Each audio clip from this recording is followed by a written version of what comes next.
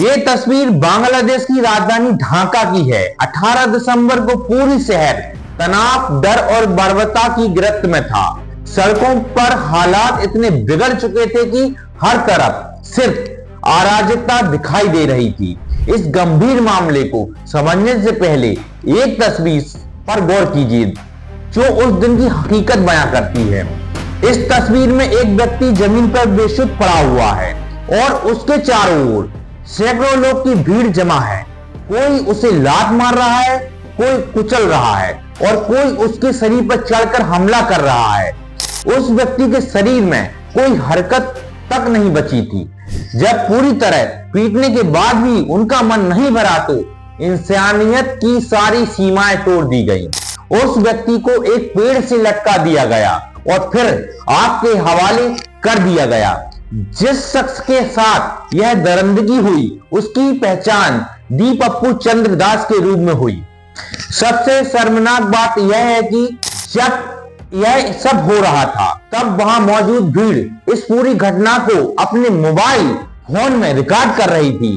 कैमरे तब तक चलते रहे जब तक दीपप्पू का शरीर आग में जलता रहा। भीड़ का शोर ऐसा था मानो कोई जश्न मनाया जा रहा हो। आज बांग्लादेश में हालात ऐसे हैं कि सिर्फ इंसान ही नहीं बल्कि हर दुकानें, दफ्तर और पूरी बस्तियां गुस्से और हिंसा की आग में जल रही हैं। जो रिपोर्ट सामने आ रही है उनके मुताबिक अल्पसंख्यक समुदाय को निशाना बनाया जा रहा है, खासकर हिंदुओं को। अब किसी पर हमला करने के लिए उसका नाम पहचान ही वजह बन चुकी है। दीपप्पू अपने परिवार का एक लौता सहारा थे। आज उनके घर में रोने और चीखने की आवाज है और ऐसे सवाल हैं जिनका कोई जवाब नहीं। बांग्लादेश में फैली इस हिंसा की एक बड़ी वजह 32 साल के उस्मान हादी की हत्या को माना जा रहा है। उस्मान हादी वही नेता थे जो पिछले साल हुए बांग्लादेश स्टूडेंट प्रोटेस्ट का अहम चेहरा थे। 12 दिसंबर को मास्क पहने हमलावरों ने उन्हें गोली मार दी। उस समय हादी अपने चुनाव प्रचार के लिए बैटरी से चलने वाले ऑटो के रिक्शे में जा रहे थे। गोली उनके सिर में लगी और उनकी हालत लगातार बिगड़ती चली गई। पहले उन्हें ढाका मेडिकल कॉलेज हॉस्पिटल ले जाया गया, फिर एवर केयर हॉस्पिटल में भर्ती कराया गया। हालात गंभीर होने पर अंतरिम सरकार ने उन्हें एयर एम्बुलेंस के इलाज से सिंगापुर भेजा। 18 दिसंबर को तमाम कोशिशों के बावजूद सिंगापुर के अस्पताल में उस्मान हादी की मौत हो गई। उनकी मौत की खबर फैलते ही पूरे बांग्लादेश में आक्रोश फैल गया। दोस्तों, उस्मान हादी का जन्म 1994 में हुआ था। शुरुआत में वे एक सामान्य छात्र थे, लेकिन 2024 से 2025 की शुरुआत के बीच में बांग्लादेश की राजनीति में एक रेडिकल स्टूडेंट लीडर के तौर पर उभरे। जुलाई 2024 में हुए छात्र आंदोलन ने 15 साल से सत्ता में रहे शेख हसीना सरकार की नींव हिला दी थी। इसी आंदोलन के दौरान हादी एक फ्रंट लाइन लीडर बनकर सामने आए, लेकिन उनकी राजनीति खुलकर एंटी इंडिया रही। उन्होंने भारत में के नॉर्थ ईस्ट को लेकर कई बार भड़काऊ बयान दिए और ग्रेटर बांग्लादेश जैसे विवादित नक्शों का समर्थन किया, जिस वजह से वे भारत और बांग्लादेश दोनों विवादों में रहे। शेख हसीना की सत्ता छोड़ने के बाद मोहम्मद यूनुस के नेतृत्व में आंतरिक सरकार बनाई गई। सरकार ने फैसला किया कि छात्र आंदोलन से जुड़े लोग आधिकारिक तौर पर चुनाव नहीं लड़ सकते। इसके बावजूद हादी ने इंडिपेंडेंट कैंडिडेट के रूप में ढाका 8 सीट से चुनाव लड़ने का ऐलान कर दिया। इसके कुछ ही दिनों के बाद उनकी गोली मारकर हत्या कर दी गई। हादी की मौत के बाद ढाका और अन्य शहरों में बड़े पैमाने पर प्रदर्शन शुरू हो गए। दोस्तों, धार्मिक और राजनीतिक नारे लगे। सरकार और पुलिस पर सुरक्षा के नाकामी आरोप लगाए गए।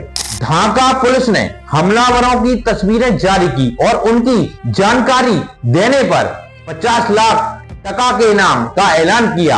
हालात को देखते हुए बॉर्डर सिक्योरिटी को भी हाई अलर्ट पर रखा गया। इसके बावजूद हालात और बिगड़ते चले गए। छतुग्राम में भारत के असिस्टेंट हाई कमिश्नर के घर पर हमला हुआ। ढाका में आगजनी की कई घटनाएं सामने आई। देश के बड़े अखबार प्रथम आलो और डेली स्टार के दफ्तरों को आग लगा दी गई। पूर्व मंत्री मोहिबुल हसन चौधरी नौफल के घर को भी निशाना बनाया गया। इस घटनाओं ने पूरे बांग्लादेश को हिलाकर रख दिया। अंतरिम नेता मोहम्मद यूनुस ने उस्मान हादी की हत्या पर राष्ट्रीय शोक की घोषणा की और कहा कि झंडे आधे झुके रहेंगे। सरकार ने हादी के परिवार की जिम्मेदारी लेने की बात भी कही।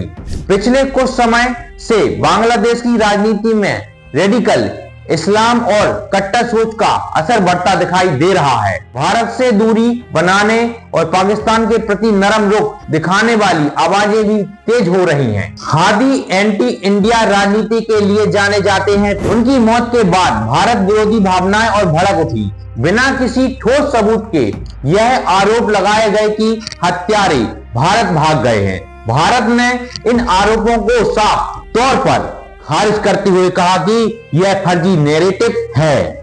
जिस भारत ने 1971 में बांग्लादेश को आजादी दिलाने में निर्णायक भूमिका निभाई थी, आज उसी भारत को वहां दुश्मन की तरफ पेश किया जा रहा है। यह इतिहास की एक बड़ी विडंबना है। शुरुआत में जिस व्यक्ति की बात हमने की थी, डी पप्पू भाई एक हिंदू थे, लेकिन उन्हें मानने वालों ने यह भूल गया कि वे पहले एक इंसान थे और बांग्लादेश के नागरिक थे।